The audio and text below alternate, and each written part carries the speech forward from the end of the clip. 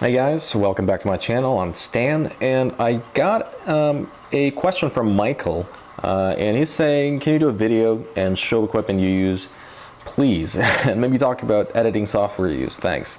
I don't know if I'm going to do both in the same video. I will certainly show you both guys, so let's start with the equipment, and by equipment I'm guessing he means a camera setup, but this video is going to be about my gear to start with. So let's do that, and I'll sort of start the camera setup as well a little bit. All right, let's get going.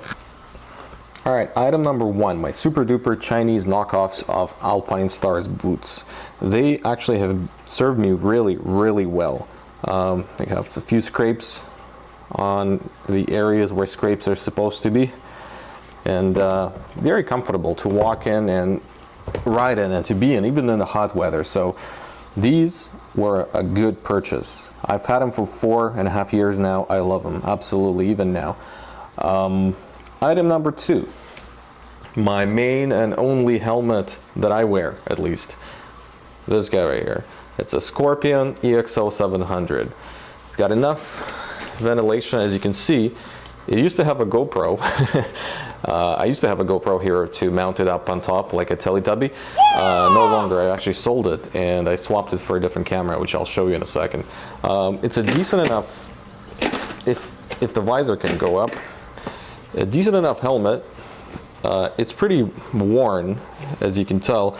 It's the second set of liner and it's already pretty worn all over the place, if I can focus properly. It's very noisy. I'm still struggling to hear myself after I record a vlog. It bothers me quite a bit. This piece of Velcro I put on myself that holds my Sony Action Cam in place. I'll show you how that works in a second. Second helmet, actually I inherited from a friend of mine, and you don't ask when you get free stuff, so I just didn't ask. And I said thank you. It's a Shark, it's a 3/3, it's a fairly decent helmet. I believe you can actually tilt this sucker down and it will become like a modular piece. I don't think it offers like that. Look, it's not bad. I don't think it offers any protection in the chin area anyways. It's just a piece of plastic, but it's decent enough. And when I ride pillion, when someone rides pillion with me, they take this helmet. It's size small, but it fits pretty much my head. So, but I don't wear it. I guess it's small to large. I don't know. Sizing on these is weird. Moving on, gloves. So these gloves, I don't even know what they are. Nexo. They came as an inheritance from my friend with this helmet, so I give them to whoever is riding pillion.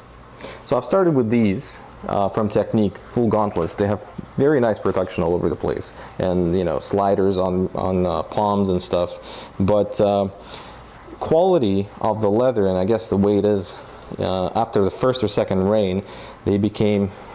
Let me bring it closer to the light. This wrinkly goodness. So when you wear them, I don't know, they just feel weird on your hand. And I wasn't quite happy with these, so I ended up purchasing this pair. And even though these are just shorty gloves, I love them quite a bit. Let me just focus properly. Yeah, these are quite nice. I mean, they're all worn out. You can tell I wore them for maybe 3 seasons now.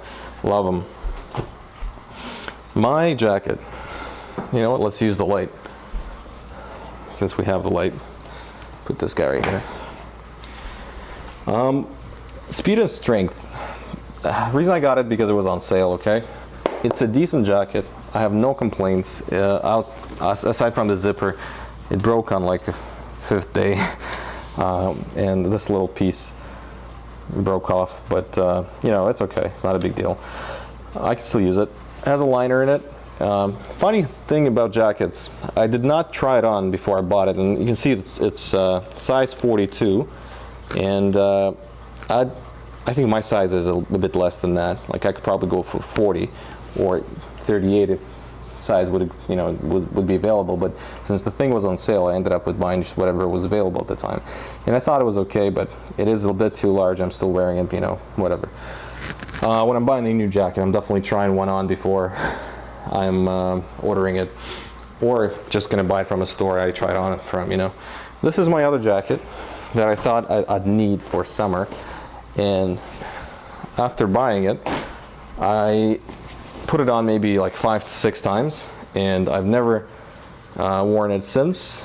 And the reason why, because in Canada the temperatures are, they never really get to the level where when you need this perforated mesh jacket, and plus the level of protection this guy provides is I don't think it's adequate. Let's put it this way. But I do sort of give this jacket to the pillion when whoever's riding with me. Obviously, there's something underneath that jacket too. There's still back protection. There's still leather on the on the arms, some stretch panels or whatever, and some armor.